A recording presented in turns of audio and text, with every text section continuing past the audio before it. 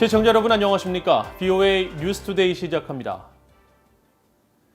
최근 한국 국회가 여당인 더불어민주당 주도로 통과시킨 대북전단 살포 금지법과 관련해 미국 의회 내 우려가 커지고 있는 가운데 한국 문재인 대통령이 법안 서명 전에 수정할 것을 촉구하는 성명이 나왔습니다.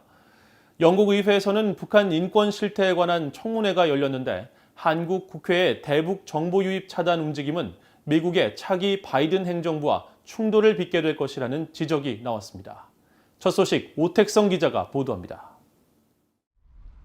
영국 의회에 북한 문제에 관한 의원협회가 주최한 북한 인권 실태에 대한 청문회에 마이클 커비 전 유엔 북한 인권 조사위원장이 참석했습니다. 커비 전 북한 인권 조사위원장은 한국 국회 대북 전단 살포 금지 법안 통과와 관련한 질문을 받고 미국의 신임 바이든 행정부 정책과의 충돌 가능성을 예상했습니다. My own belief is that it is likely that those actions may come into conflict with the policies of the new United States administration. If there's one thing Americans like to talk endlessly about, it's the First Amendment, and it's the right of people to express their point of view, even if you disagree with it. 커비 위원장은 그러면서 바이든 행정부가 평화와 인권에 정통한 정책으로 돌아가 북한 인권 문제를 중시할 것이라면서 이럴 경우 긴밀한 동맹 관계인 한국의 정책에도 새로운 가능성들이 생길 것이라고 말했습니다. 청문회에 참석한 데이비드 엘튼 영국 상원의원은 자신도 최근 국제 인권 단체들과 함께 한국 정부의 북한 인권 증진을 위한 지도력을 발휘할 것을 촉구하는 공개 서한에 서명했다고 밝혔습니다. I was one of the signatories to the letter urging the Republic of Korea to be more outspoken about human rights violations and to end the silence that there has been. 앞서 미국 의회 내 지한파 의원들의 모임인 코리아 코커스 공동의장을 맡고 있는 하원 외교위원회 소속 제리 코널리 민주당 하원 의원은 17일 한국의 대북 전단 살포 금지법과 관련해 깊게 우려하는 성명을 발표했습니다. 최근 한국 국회가 한국과 북한 접경 지역과 중국 등 제3국을 통해 인쇄물과 USB 보조 저장 장치, 현금과 기타 물품을 북한에 보내는 행위를 금지하는 법안 가결을 우려한다면서 해당 법안은 한국 내 인권단체들이 독립적이고 다양한 정보를 북한 주민들에게 전달하는 능력을 해치고 표현의 자유를 위축시킬 수 있다고 지적했습니다. 코널리 의원은 이어 우리는 북한의 표현의 자유 억압에 대해 우리 스스로의 표현의 자유를 제한하는 방식으로 대응하지 않는다면서 문재인 한국 대통령이 대북전단 금지 법안에 서명하기 전에 중대한 수정안을 강구할 것을 촉구한다고 강조했습니다. 미국 의회 내 초당적 인권기구인 톰 렌토스 인권위원회 공화당 측 공동위원장인 크리스 스미스 하원의원의 대북 전단 금지법 처리 강행 방침 비판 성명이 이어진 민주당 의원의 성명입니다. 톰 렌토스 인권위원회가 내년 1월 새 회기 시작 후 한국의 대북 전단 살포 금지법을 검토하기 위한 청문회 개최를 예정한 가운데 후속 준비 작업은 시작됐습니다.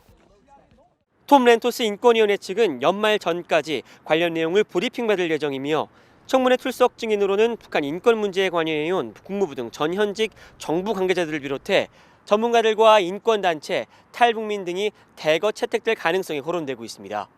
VOA 뉴스 오택성입니다. 신종 코로나 바이러스로 북한의 국경 봉쇄 상황이 지속되고 있는 가운데 예년에 비해 북한 항구에 마냥 대기 중인 선박들이 크게 늘어난 것으로 나타났습니다. 북한 경제 전문가들은 자연재해와 신종 코로나 바이러스 사태로 북중, 북러 무역이 사실상 중단됐다면서 북한이 이런 상황을 언제까지 버틸 수 있을 것인지 의문을 제기하고 있습니다. 함지하 기자가 보도합니다. 지난 18일 북한의 최대 항구인 남포항을 촬영한 플래닛랩스의 위성사진에는 약 50척의 선박들이 포착됩니다. 이들 선박들 주변으로 물결이 만들어지지 않은 점으로 볼 때 대부분 운항을 하지 않은 채 같은 자리를 지키고 있는 것으로 추정됩니다. 전날은 물론 수주 전에 촬영된 위성사진에서도 같은 자리를 지키는 경우가 많아 오랜 기간 운항을 하지 않는 사실상의 운휴 상태로 추정이 가능해 보입니다. 남포항에서 대동강변을 따라 평양 방향으로 더 들어간 대한항 인근도 사정은 비슷합니다. 이곳에도 40척에 달하는 선박들이 며칠 동안 같은 자리를 지키고 있는 모습이 위성사진에서 포착됐습니다. 북한 선박들의 크게 둔화된 움직임은 과거 촬영된 위성사진을 통해서도 알 수 있습니다.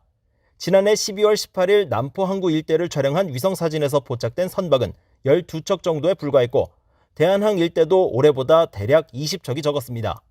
이처럼 올해 선박들이 해외 운항에 투입되지 못한 채 같은 자리를 지키고 있는 건 신종 코로나 바이러스 사태로 북한 당국이 국경을 봉쇄한 데 따른 영향으로 풀이됩니다. 이 같은 현상은 신종 코로나 바이러스 여파가 본격화된 올해 초에도 관측됐었습니다.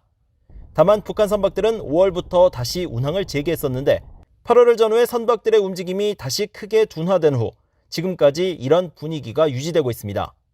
윌리엄 브라운 미국 조지타운대 교수는 BOA와의 전화통화에서 북한의 대외 무역이 거의 없는 수준으로 떨어졌다는 점을 이번 위성사진이 다시 확인해준다고 말했습니다. It's quite clear, I think, from the Chinese trade data and all the anecdotes and all the North Korean announcements about the closing of the border, that its external trade has just fallen to almost nothing. 실제로 최근 북중 북러 무역 현황을 보면 역대 최저 수준으로 급감한 상황입니다. 브라운 교수는 북한이 이런 상황을 얼마나 더 버틸 수 있을지 의문이라며 내년 1월 예정된 최고 인민회의를 주목할 필요가 있다고 말했습니다. 그러면서 북한이 국경 봉쇄로 인한 고통을 확인한다면 봉쇄를 완화할 가능성이 있어 보인다고 전망했습니다. BOA 뉴스 함자입니다. 국제원자력기구 IAEA 사무차장을 지낸 올리 하이노넨 스팀슨 센터 특별연구원은 우라늄 농축시설 의혹이 제기된 평양 인근의 강선시설에 대해 우라늄 농축시설이 아니라 우라늄 농축에 필요한 부품 제조 공장일 수 있다고 주장했습니다. 하이노넨 연구원은 18일 북한 전문 매체 38로스에 기고한 새로운 증거들은 강선이 우라늄 농축시설이 아니라는 점을 시사한다는 제목의 글에서 위성사진 등을 토대로 이 시설은 북한이나 다른 나라의 우라늄 농축시설이 갖고 있는 기반시설이 부족한 것으로 보여 우라늄 농축시설 결론에 의구심이 있다고 지적했습니다. 특히 2003년 강선시설이 건축됐을 당시 위성사진을 토대로 해당 건물이 한 개층 이상으로 만들어지고 2층의 경우 중장비를 올릴 수 있는 콘크리트 바닥으로 되어 있다고 분석한 뒤 이는 일반적이지 않은 구성이라고 밝혔습니다. 또 에어컨 장비가 포착되지 않고 원심 분리기와 관련 장비 유지에 필요한 작업장과 노후 원심 분리기 제거 장치 등이 없는 점 등을 강선이 우라늄 농축시설이 아닌 근거로 제시했습니다. 다만 하이노넨 연구원은 강선의 시설이 원심 분리기 부품을 만들거나 장비를 시험하기에 적합한 형태를 갖고 있다며 우라늄 농축 프로그램과 연관이 있다는 점에는 동의했습니다. 북한 정권에 의해 운영되는 것으로 알려진 해킹 조직 라자루스가 독일의 유력 방산업체들을 대상으로 해킹 공격을 벌여 기술과 정보를 탈취하려 한 정황이 드러났다고 독일 언론들이 보도했습니다. 독일의 사이버 보안 업체 에세트의 분석에 따르면 독일 최대 방산업체인 나인메탈과 랭크 에이지 등은 최근 몇 달간 북한 추정 해킹 조직 라자루스의 주된 사이버 공격 대상이었으며 독일 연방보안정보기술청은 라자루스 해커들이 사이버 첩보 활동 등을 통해 기술과 회사 운영 정보 등을 탈취하려 했다고 밝혔다고 독일 공영방송 ARD 등이 18일 전했습니다. 보도에 따르면 라자루스는 몇 주에 걸쳐 인터넷 채팅 등으로 해킹 대상자의 신뢰를 얻은 뒤 취업 알선 등을 명목으로 인적사항 등을 얻어내 해킹에 활용했으며 이메일 확인을 위한 가짜 웹사이트를 제작해 직원들의 아이디와 비밀번호를 탈취하는 방식을 사용한 것으로 알려졌습니다. 독일 산업협회 관계자는 세계적 방산 기술이 있는 독일 기업의 경우 북한 등과 거래를 하지 않기 때문에 불법적 방산 기술 취득을 위한 해킹 시도로 분석했다고 독일 언론들은 전했습니다. 북한 출신 이주민은 11만여 명에 달하는 것으로 추산되고 세계 여러 나라에서 난민 자격으로 살고 있는 탈북민은 762명, 난민 지위를 받기 위해 망명을 신청한 뒤 대기 중인 탈북민은 124명인 것으로 집계됐습니다. UN 아시아 태평양 경제사회위원회는 12월 18일 세계 이주민의 날을 맞아 발표한 보고서를 통해 아시아 지역의 이주민 현황을 공개했습니다. 보고서에 따르면 북한의 경우 2019년 현재 11만 3,121명의 이주민이 다른 나라에 거주하고 있는데 이는 지난 1990년 3만 9천여 명, 2000년 7만 2천여 명, 2010년 9만 6천여 명에서 꾸준히 상승한 것입니다. 또 세계 여러 나라에서 난민 자격으로 살고 있는 탈북민은 762명, 난민 지위를 받기 위해 망명을 신청한 뒤 대기 중인 탈북민은 124명이며 해외에서 유학하고 있는 북한 출신 학생들은 2019년 1,364명으로 2014년보다 100명가량 줄었습니다. 이상으로 VOA 뉴스투데이를 마칩니다. 시청해주신 여러분 고맙습니다.